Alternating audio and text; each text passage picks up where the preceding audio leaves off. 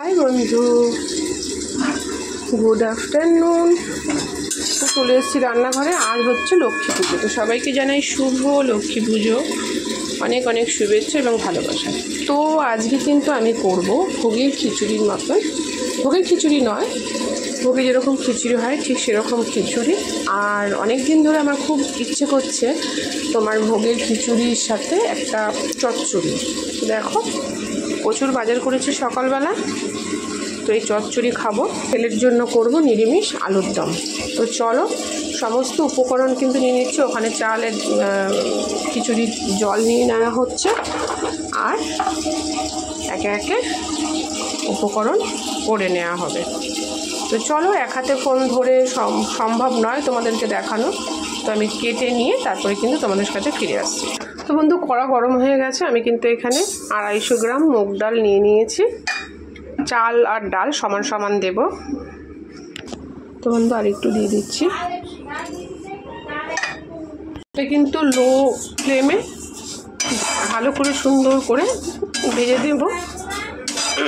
কি এটা লো ফ্লেমে ভাজবো ততক্ষণ অবধি যতক্ষণ অবধি একটা সুন্দর গন্ধ না বেরোচ্ছে।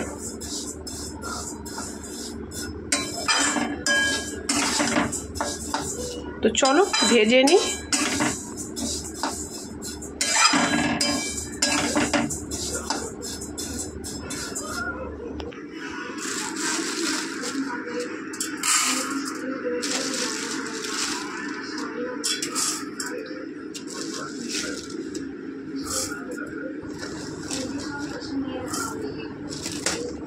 তো আমি কিন্তু চাল ডাল সমান সমান নিচ্ছি। এটা আমি ততক্ষণ অবধি ভাজবো যতক্ষণ সুন্দর একটা ফ্লেভার বেরোবে এবং লাল লাল হবে, এবং অবশ্যই লো ফ্লেমে।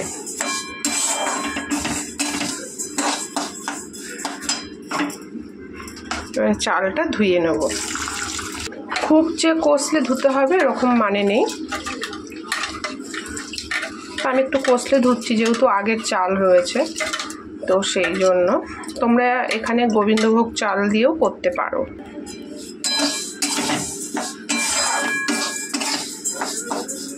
একদম কমিয়ে কিন্তু ভেজে নেব।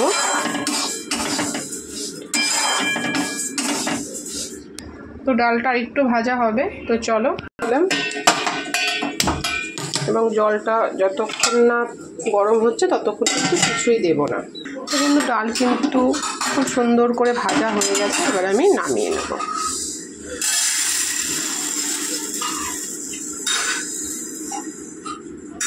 ডালটা কিন্তু একটু জল দিয়ে ধুয়ে দেবো।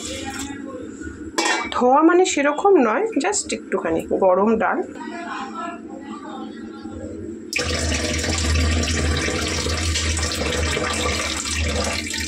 খুব সুন্দর কিন্তু গন্ধ বেরিয়েছে ডালটা দিয়ে। দেখা যাক, জল গরম হয়ে গেছে। এর মধ্যে একটু হলুদ দিয়ে দেবো,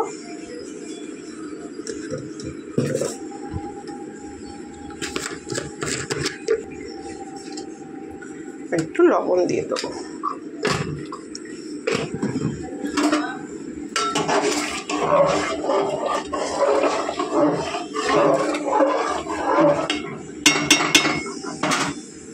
আদা কুচিয়ে নিয়েছি, তো আদা পেস্ট করে নেব। কটা কাঁচা লঙ্কা দেব, আর দেব গোটা জিরে। কিন্তু আতপ চাল তো বেশিক্ষণ লাগে না, তাই আমি ডালটা কিন্তু দিয়ে দিয়েছি। দেখো মশলা কিন্তু পেস্ট আমার হয়ে গেছে। তো চলো, এদিকে কড়া ফাঁকা, এটা হতে হতে আমি আলুর দমটা বন্ধুরা, আলুর দম করার জন্য তেলে দিয়ে দেবো একটু জিরে, লঙ্কা,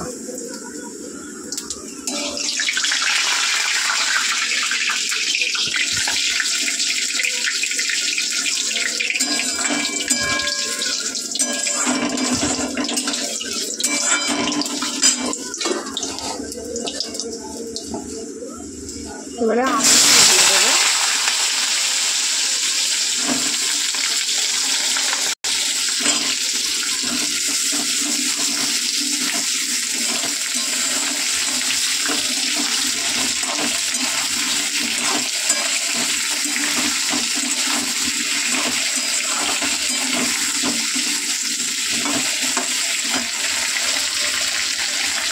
আলুগুলো কিন্তু বেশ ভাজা ভাজা হয়ে গেছে।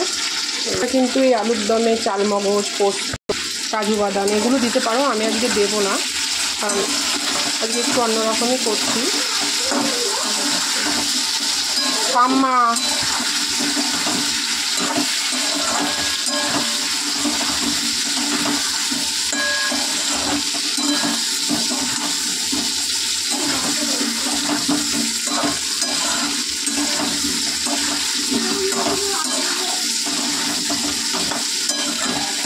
তো আজকে যেহেতু রুটি দিয়ে রাতে খাবে, তার জন্য একটু অন্যরকম করছি।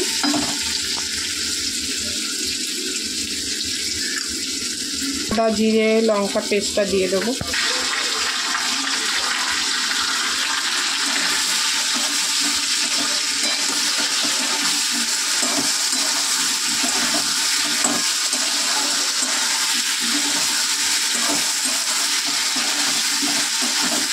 তো দেখো ডালগুলো কিন্তু ফেটে গেছে। তো দেখো ডালগুলো একদমই ফেটে গেছে। তো আমি কিন্তু এবারে চালটা দিয়ে দেবো। সামান্য একটু জল দিয়ে দিই।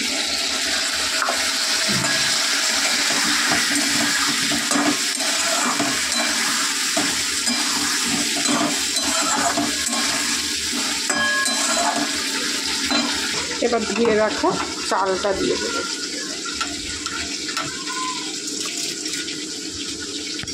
এবারে চালটা কিন্তু দিয়ে দিয়েছি, দেখতেই পাচ্ছ। এবারে হোক।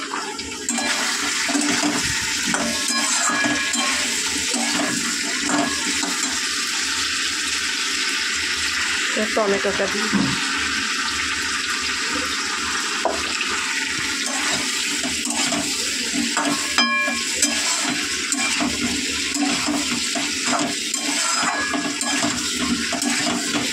পোস্ত এগুলো দিলে ভালো হতো, কিন্তু আমি দেবো না।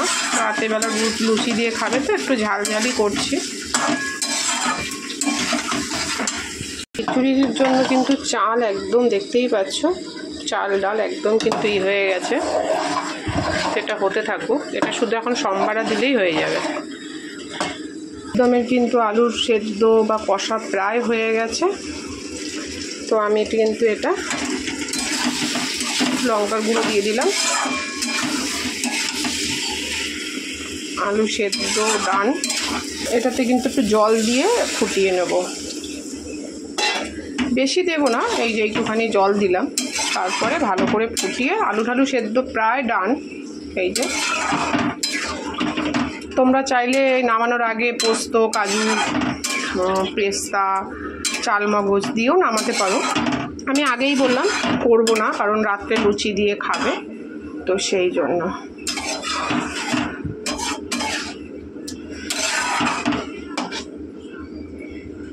তো লক্ষ্মী পুজো কাদের বাড়ি বাড়ি হচ্ছে অবশ্যই জানিও।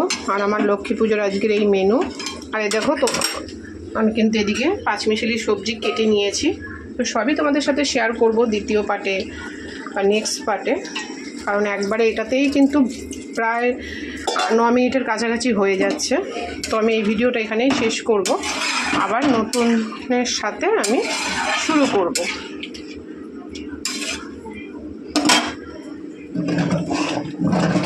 আতপ চাল বারে বারে নাড়তে হবে, দেখতেই পাচ্ছ 9 মিনিট কিন্তু হয়ে গেছে। নেক্সট পার্টে তোমরা দেখতে পাবে যে আমি কি কি সম্বার দিই খিচুড়িতে। তো চলো এখনকার মতন এই পর্যন্ত, ফিরে আসছি নেক্সট পার্টে।